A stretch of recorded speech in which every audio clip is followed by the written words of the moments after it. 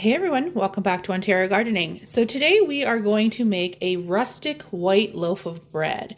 So this is for those who don't want to mess around with a sourdough starter or that do all the complications of making sourdough and who maybe just don't want a loaf of sourdough today.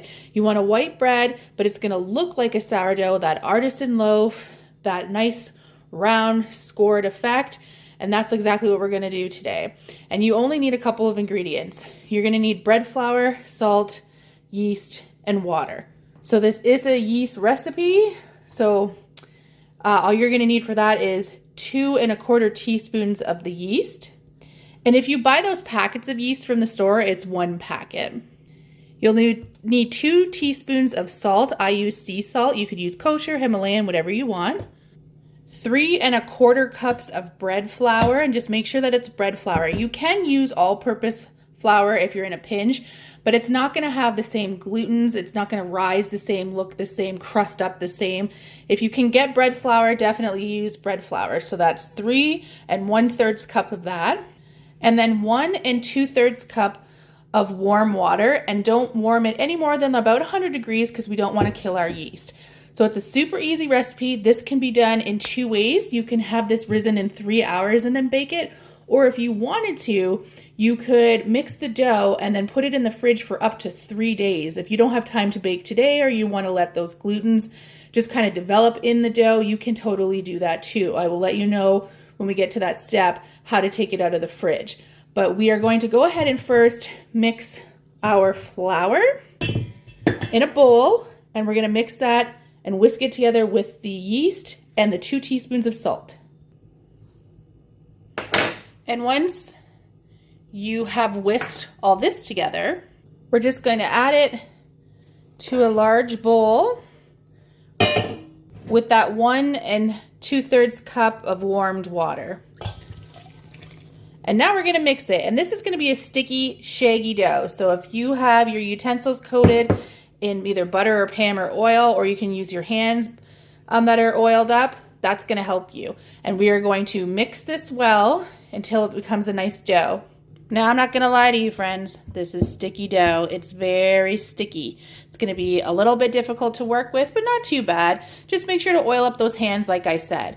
You're going to make sure to pull all of the dough from inside of the bowl. No dry flour is left around.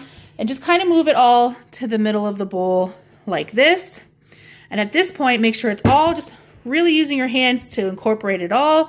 And we're going to keep this in the middle of the bowl, and we're now going to rise it. And you have a couple of options to do this. Like I said, plastic wrap or a tight-fitting enclosure on the top, and you can put this in the fridge for up to 3 days. Or we're going to just do it for 3 hours. And that's what we're going to do today, so that this is a same-day bread.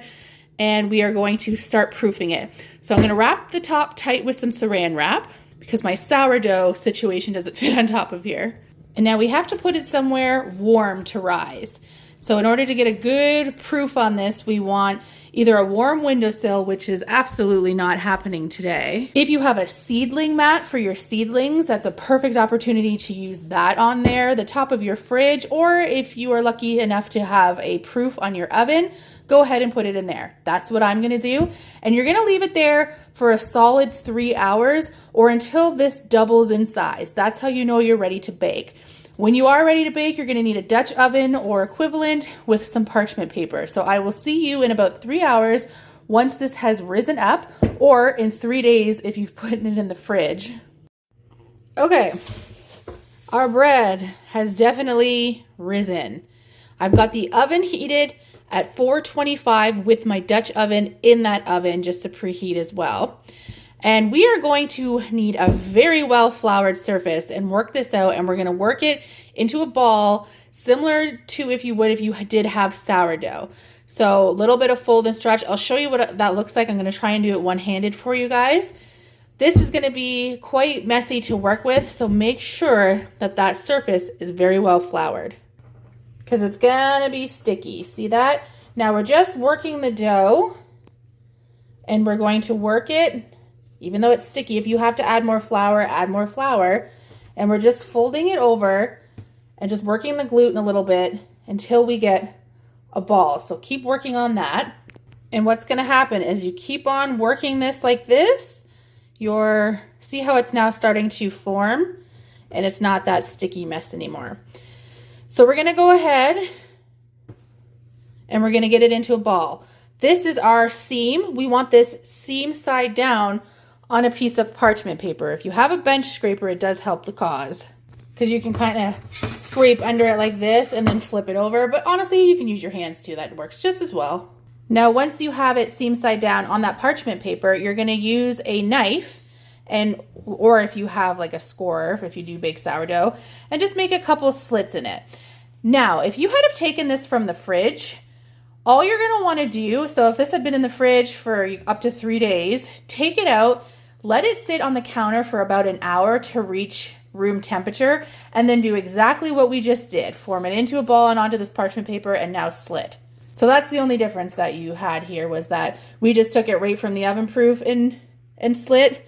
You're going to want to just do it right from the fridge after an hour of room temperature. So I've got a couple slits in my bread here. Now when my Dutch oven and the oven is set to 425, we're going to go ahead and put it in.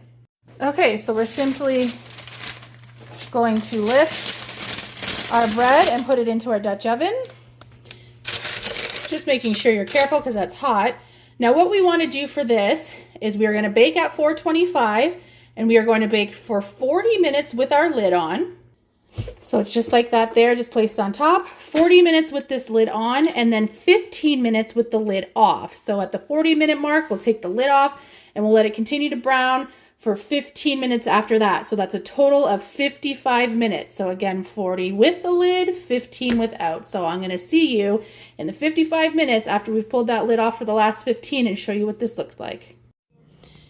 And we have taken it out of the oven, let it cool for a bit. Now let's slice into this bad boy and see what it looks like. And it's got that nice crunch on the outside, but it's also not super hard like sourdough. And there you are, folks, a loaf of rustic white artisan bread. No sourdough, just yeast, and about 4 hours of your time.